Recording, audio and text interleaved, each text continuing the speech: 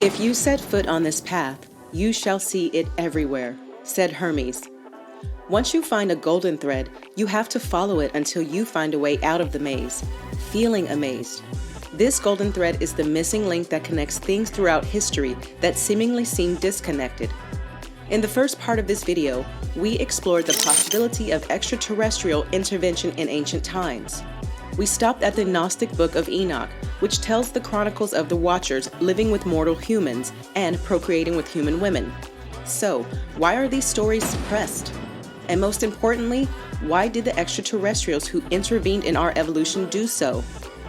A golden thread that links Enoch to Hermes Trismegistus and ultimately Thoth the Atlantean. This golden thread has the capacity to connect the knowledge we lost from heaven and bring it down to earth. As Pascal said, all history is one immortal man who continually learns. So, what if that's actually not a metaphor or a figure of speech? And what if this man already knows everything and only needs to remember?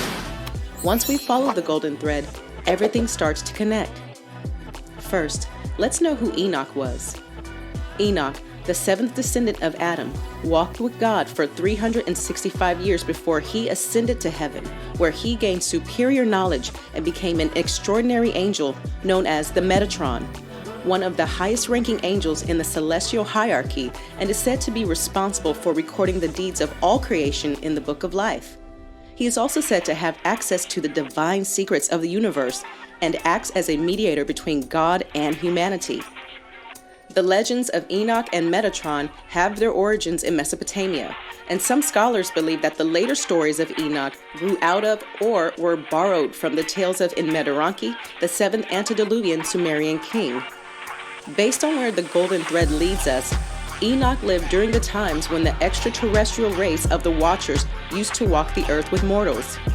Enoch was a wise king who's been chosen by the highest power in the cosmos to learn the truth and ascend to a higher state of being beyond physicality and mortality.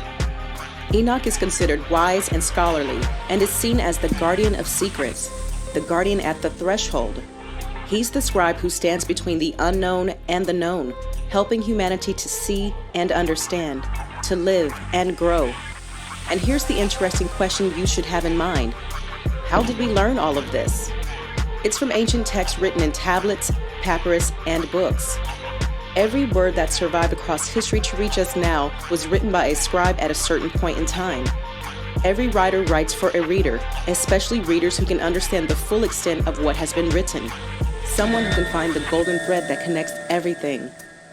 Many findings point out that the Greek god Hermes Trismegistus, who is associated with alchemy, astrology, and Hermeticism, is influenced by the figure of Enoch. In Islam, he's known as the prophet Idris, which means they might just be different names used to refer to the same immortal being.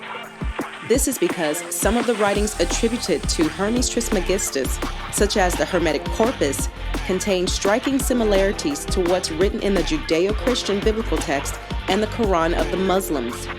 Note that the word Quran is derived from the Arabic root Qra, which means to recite or to read. Islamic heritage is also relevant, as we shall see later.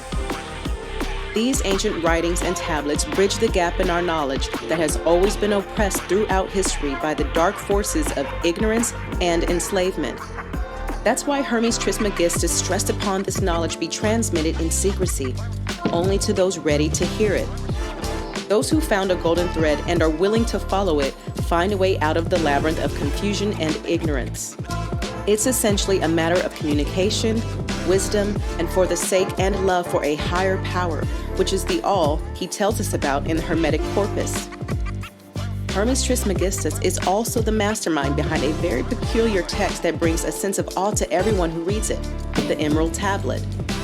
Many argue that the introduction of the Hermetic texts, such as the Emerald Tablet to the Western world, is ultimately one of the driving forces that ended the Dark Ages. These texts paved the way to the Renaissance and Age of Enlightenment after they were translated to Latin from Arabic. This period is known as the Islamic Golden Age, which is the period that came after the true word was revealed to Prophet Muhammad in a cave while he was in an ecstatic state. He met the messenger of God, the angel Gabriel, who told him to read in the name of he who reveals the unknown via the pen. The Muslim scholars who wrote the Emerald tablets in Arabic translated them from Greek after they discovered the original tablets under the pyramids. These tablets were believed to have survived from the Hellenistic Greco-Roman period. Muslim scholars believe that the scriptures held the secret to performing the alchemical process that creates the magnum opus, the great work, which is also the secret to immortality. During those times, Islam was still a fresh movement with a lot of hope and potential to spread the true word. The following centuries were times when Muslim civilizations were highly advanced and educated societies such as the world has never seen before.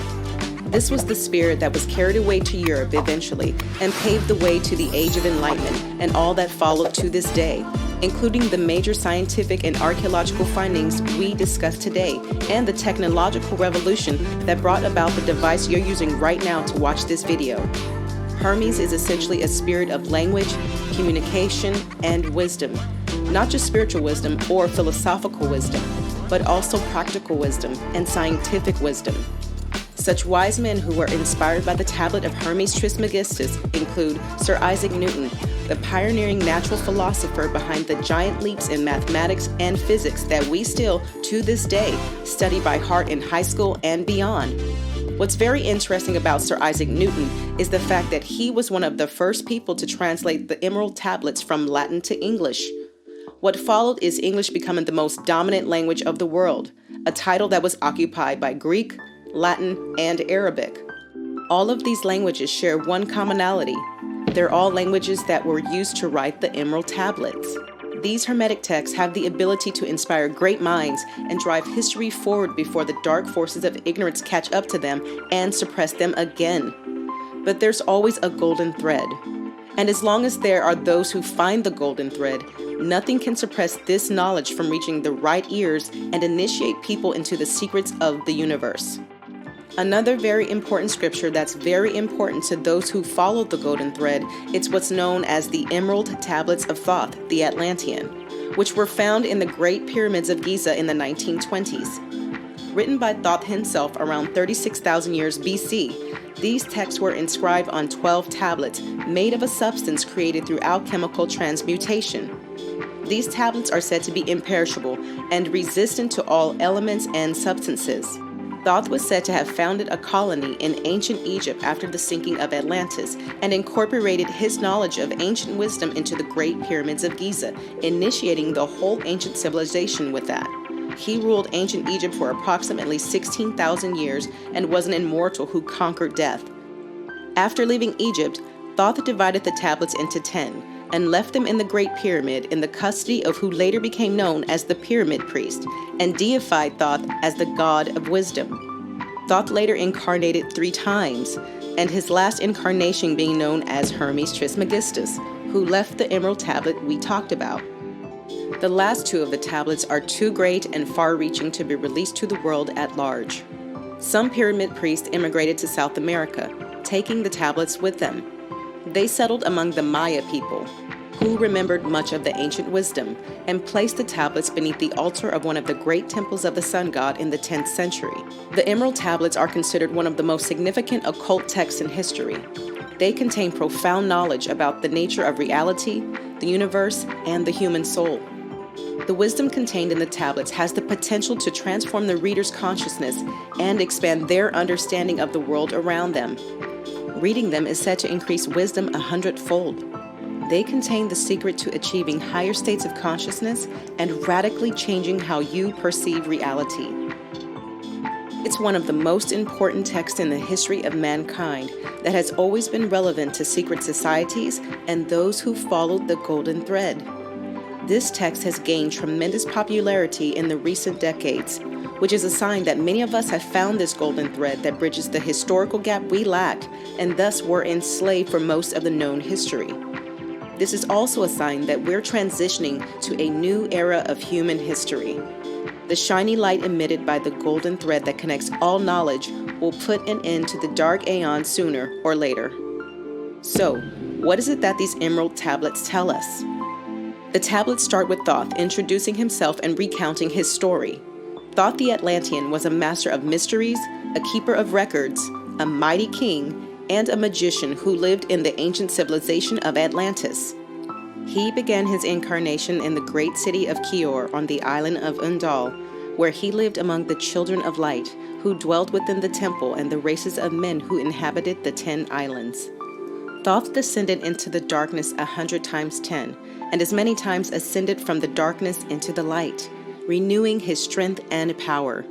He learned the elder mysteries from his father Thothme, who was the keeper of the great temple and the link between the children of light and the races of men. Thoth was chosen by the dweller of the temple to be taught the path to Amenti, the underworld where the great king sits upon his throne of might. Deeply humbled before the lords of life and the lords of death, Thoth received the key of life as his gift and was freed from the halls of Amenti, bound not by death to the circle of life. Thoth journeyed far to the stars until space and time became as naught. Having drunk deep of the cup of wisdom, Thoth looked into the hearts of men and found greater mysteries. Only in the search for truth could his soul be stilled and the flame within be quenched. Gradually, waves of consciousness that had been one with Thoth passed from the kingdoms of Atlantis, replaced by spawn of a lower star. In obedience to the law, the word of the master grew into a flower. Downward into the darkness turned the thoughts of the Atlanteans, until at last the dweller, speaking the word, called the power, and over the world broke the great waters, drowning and sinking Atlantis, changing the balance of their planet. The master called to Thoth, saying, "Gather ye together, my people. Take them by the arts ye have learned afar across the waters, until ye reach the land of the hairy barbarians dwelling in the caves of the desert." Thoth gathered his people and entered the great ship of the master, rising upward to the new land. And that's how Thoth and the Atlantean race came to Earth and mingled with the evolution of humanity and initiated the Age of Empires, starting with ancient Mesopotamia and ancient Egypt. The story of Thoth the Atlantean with his many incarnations is the golden thread we've been missing all along. It ties everything together while explaining why this knowledge is hidden. Such knowledge has the potential to destroy all faulty conceptions we have about history.